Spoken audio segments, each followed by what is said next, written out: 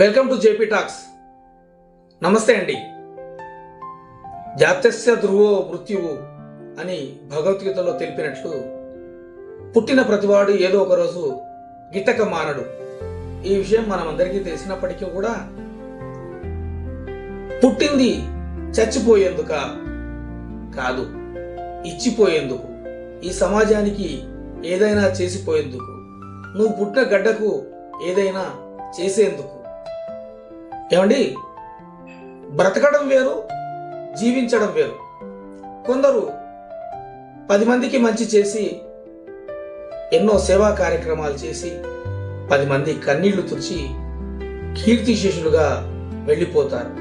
కాదండి, 10 మంది గుండెల్లో మహారాజులా మిగిలిపోతారు. మనం పోయిన మన గురుతులు అందరి హృదయాల్లో ఉండిపోతే అతనే మహనీయుడు, మహానుభావుడు. అందుకే మంచిని చేసిన వాళ్ళని ఎప్పటి కూడా అందరూ మనసుల్లో భద్రంగా రారాజులా ఉంచేసుకుంటారు. అలాంటి వాడే మహనీయుడు, మహానుభావుడు. థ్యాంక్ యూ అండి. Thank you very much.